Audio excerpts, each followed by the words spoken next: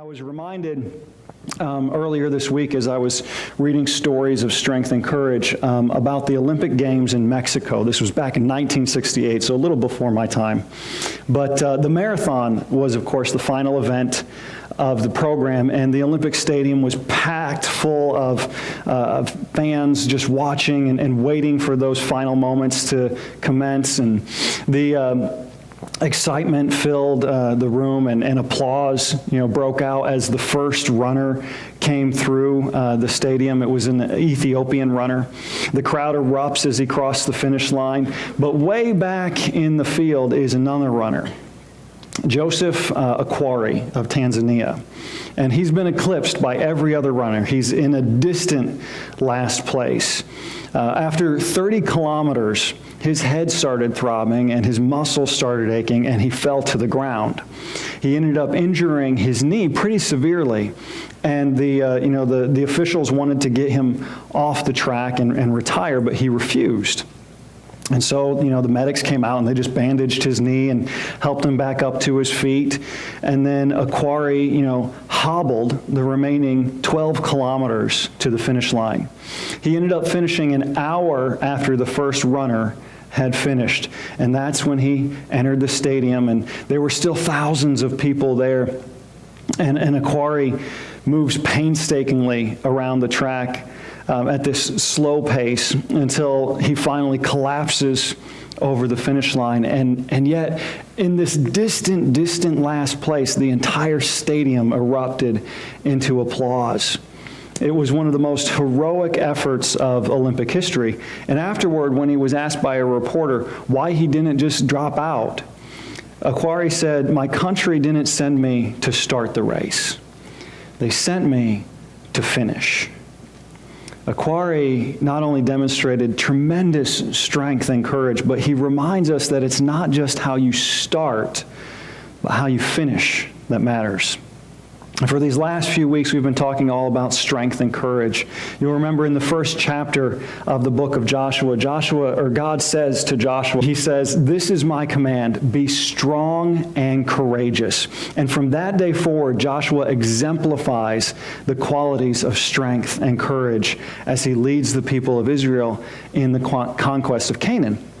Now, 3 weeks ago, we read in Joshua 1, where God calls Joshua to be this man of vision and virtue and valor and victory. And then 2 weeks ago, we witnessed Joshua and the people of Israel experience this surge of confidence as they experienced the company and the capability and the commemorating of God. And then last Sunday, we read about Joshua's first major complication, the walled city of Jericho, and God's command to march around that city. And even though the enemy was daunting and God's plan was perplexing, Joshua and Israel's army conquered. And they continued to conquer as they marched from one victory to another on their quest to retake the promised land. Now, we fast forward to the last two chapters of Joshua. If you have a Bible or an app on your phone, go ahead and open it to Joshua chapter 22 and 23. God called Joshua to be a man of strength and courage, and Joshua demonstrates that strength and courage as he leads Israel to victory. But starting strong doesn't mean anything if you don't also finish strong. And that's what Joshua does in these closing chapters of the book. Now, years have passed.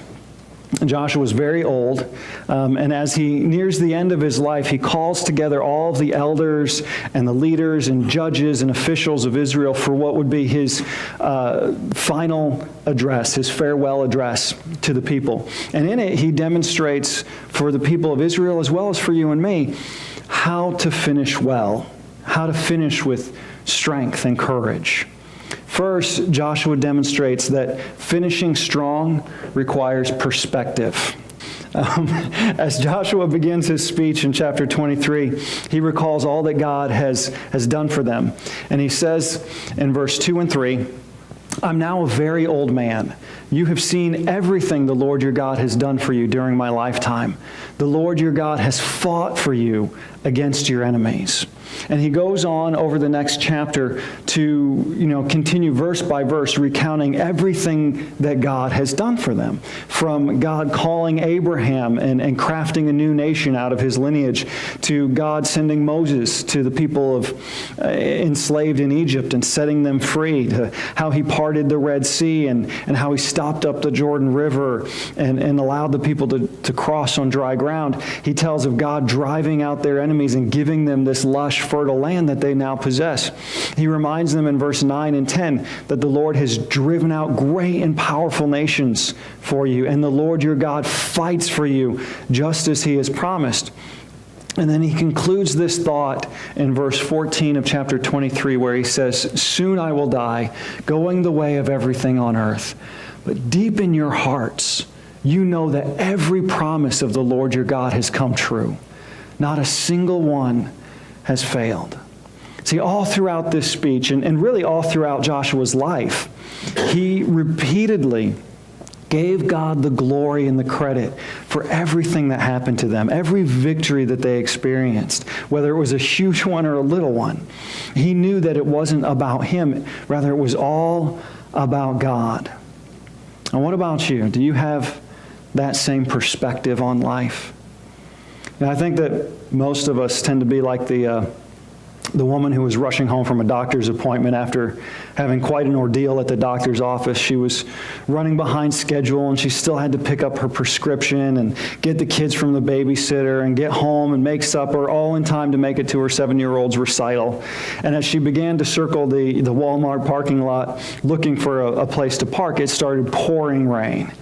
And just weary from her day and exhausted, she sighed and prayed, "Oh, God, you know what kind of day I've had.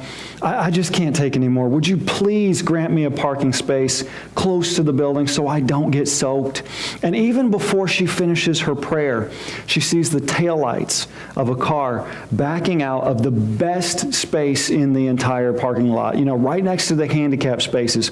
And so she makes a straight line for it, and as she pulls in, she says, "Never mind, God, something just opened up." We can be like that sometimes, can't we? We just fail to see God at work in our lives. We don't realize everything that he's doing for us along the way.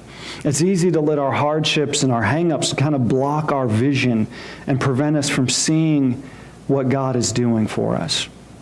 But if we want to finish strong, we need to recognize God working in our lives. We need to look back on our lives and look forward to the future with an awareness that God is involved. He's been there doing things for us all along. Let's try to look at life from Joshua's perspective, recognizing God's activity and glorifying him for it. Now, furthermore, finishing strong requires passion. As Joshua continues his speech, he cautions his listeners in verse 11, saying, "So be very careful to love the Lord your God." And then he also goes on toward the end in chapter 24, verse 23 there, and tells them, "Turn your hearts to the Lord, the God of Israel." See, Joshua loved the Lord with all of his heart, and he wanted his fellow Israelites to share that passion. And of course, Joshua isn't the only one to prioritize our passion for God. Jesus said that the first and greatest command ever is to love the Lord your God with all your heart, all your soul, all your mind, and all your strength. And he repeats this in multiple Gospels, multiple times. Our love for God the Father and Jesus, his Son, and for the Holy Spirit has to be the driving force of our lives. If everything we do isn't spurred by our deep love for God, then nothing we do really matters in the long run. Of course, the question often comes up, how can you command someone to love you? I mean, are we supposed to just conjure up feelings of love for God? I think this very question reveals a deeper problem, misunderstanding of what love is. And when I watch TV or browse the internet or scan magazines in the checkout lines, it's clear to me that our culture has embraced a distorted view of love. In 1 Corinthians 13, a passage I'm sure most of you are all very familiar with, Paul employs a kaleidoscope of words and phrases to describe the full spectrum of love. In the original Greek, he actually uses 15 different terms, and all 15 terms are verbs. And that means that love is not simply a feeling or an abstraction or something that's passive. It's active. Love is only love when it's in action. It's not just this fleeting feeling or a fickle emotion that flickers with the candlelight and then fizzles out. It's the conscious choice to, for example, be polite because love is not rude, to be self-sacrificing because love is not self-seeking, to be calm because love is not easily angered, or to be quick to forgive because love keeps no record of wrongs. Jesus alludes to this in John 14, verse 15, when he says, "If you love me, you will obey what I have commanded." In other words, we demonstrate our love for God when we live our lives His way. And as parents, any parent understands the relationship between love and obedience, right? I mean, my kids express their affection for us in a variety of ways. You know, the girls like to cuddle and kiss and give hugs and stuff like that. Joshua's way too big and boyish for that kind of stuff, but he likes spending quality time and just hanging out with us or playing video games together. You know, they might do little acts of service to show their love for us, like tidying up the living room or putting away the dishes, stuff like that. And we love those little expressions of love. I mean, parents, our hearts sometimes melt when our kids do that kind of stuff for us. But what would really make my day, what would really make me feel loved by my kids, is if they listened to what their mother and I told them to do and did it without argument. Am I right? I mean, that is what love is for us. If they would just do what we say to do and not give us a fight every time we ask them to do something, man, that would warm my heart. And, you know, our relationship with God is so much the same way. We can express our love for Him through worship and prayer in 100 different ways. But if we don't express our love through a life of obedience, if we're not living life the way He wants us to on a daily basis, it's just lip service. Bottom line, love God with everything you've got. It doesn't matter what you accomplish, accumulate, or achieve if you do it without love for God.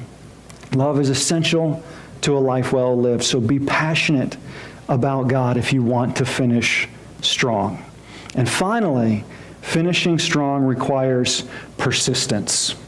Persistence. As Joshua brings his speech to a close, he challenges his audience with some of the most memorable words in all of Scripture. He says in chapter 24, verse 15, "But if serving the Lord seems undesirable to you, then choose for yourselves this day whom you will serve, whether the gods your ancestors served beyond the Euphrates or the gods of the Amorites in whose land you are living. But as for me and my house, we will serve the Lord."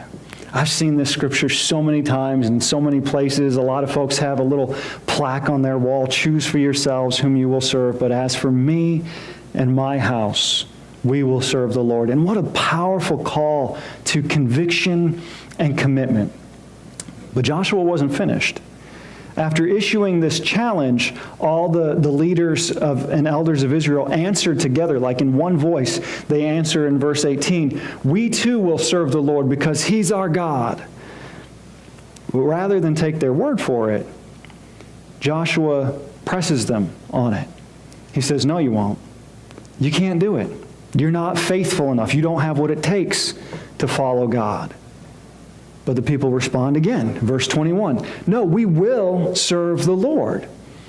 And still, he presses them. He says, "Okay then, you're witnesses to your own decision. All of you here, you hear what everybody else is saying. As one voice, you're saying you're going to follow God. Then you hold each other accountable. Turn your hearts to the Lord," he says, "the God of Israel." And once more, the people answer in verse 24, "We will serve the Lord our God, and we will obey Him." 3 times, Joshua prompted the people to repeat their pledge. See, Joshua knew that the people of Israel were prone to wander, prone to leave the God they love, just like the song we sang today. They were prone to lose faith and to forsake the God of their fathers, to seek out and pursue other gods. And he wanted to make sure that their hearts were in this. He wanted to make certain that they were all in. Spending your life in service of God requires persistence and perseverance. It calls for determination and doggedness. You can't just give up when life gets hard, because it will get hard. There will always be another challenge to your faith, another obstacle to overcome, another Jericho in your path. It doesn't matter how many times you fall or get knocked down. What matters is how many times you get back up. I witnessed a memorable example of persistence when I was still in high school. I was attending a Church of Christ in Crystal Lake, and I've shared this story once before, so maybe someone remembers it, but there was a teenage prankster adolescent of some kind, probably named Chris, who thought it would be funny to steal the T off of our church sign. So instead of reading Church of Christ, it read Church of Chris, hence the name of the attacker. But we had, not a big deal. All the letters on the sign were carved out of wood, and the person who carved them was a member of the church. And it was an elderly man, one of our elders, whose name was Bob Lindbergh. And he was just a fantastic woodworker, and so he just went over to his house across the street and carved out another T in his garage and put it on the sign. But then the next Sunday we came to church and the T was gone again. And so he made another one, and this continued for several weeks. And then eventually Bob, decided he was just going to go into his garage and he was going to start shelling out T's like crazy. He spent a whole day in there just making all these T's, and then he finally, every day he would stop by the church and he would put a new T on the sign. And again, it went on for weeks until finally he came to stop by and make sure there was a T on there, and he found right next to the sign a big trash bag full of T's with a little note on it that said, "You win." And that's the difference between victory and defeat. It's persistence. You've got to be persistent. Heroes of faith like Joshua remain strong and courageous all the way to the end of the line. And they encourage us to do the same. That's what Paul did. In his last letter written to his young protege, Timothy, Paul says in 2 Timothy 4, verse 7, "I have fought the good fight. I have finished the race. I have kept the faith." When you reach the end of the line and you look back on your life, wouldn't you like to say the same? And you'll notice that Paul, just like the Olympic runner Aquari, he wasn't concerned with whether or not he won the race. He didn't care if he came in first or fifth or 40th. What he cared about was finishing, and finishing well. That's what Paul did. That's what Joshua did. And hopefully that's what you and I do. We often equate courage with extreme situations. We think about firefighters running into a burning building, or police arresting an armed criminal, or soldiers preparing for battle. We think of extreme sports like bungee jumping or free climbing or maybe skydiving, activities that involve great risk. We think of courage as something extraordinary, something unusual, or something that people are only called upon to exhibit in the most dangerous, life-threatening situations. And courage is all of that, but courage is much more than that. Courage is essential to living the Christian life. It takes courage to tell the truth when it would be more beneficial to lie. It takes strength and courage to remain faithful when temptation comes knocking. And it takes strength and courage to step out of your comfort zone and follow God's calling. It takes strength and courage to commit yourself and your life to Christ. Courage is foundational to virtually every virtue, everything that we're called to do in the Christian life. And we can be grateful, I think, for Joshua's example. He demonstrates that a life of courage requires perspective and passion and persistence. And if we follow in his footsteps, then we too will be able to say that we fought the good fight, we've finished the race, and we've kept the faith. And I want to close by offering the same invitation as Joshua. Choose for yourselves today whom you'll serve. And once you've chosen, once you've made the decision to follow Jesus, don't give up. Don't turn back. Love the Lord your God. Be strong. Be courageous. And if you're ready to make that decision today, then come talk with me. You can pull me aside after church, or you can call me at home, or better yet, you can just come forward now while we stand and sing together. Let's sing, church.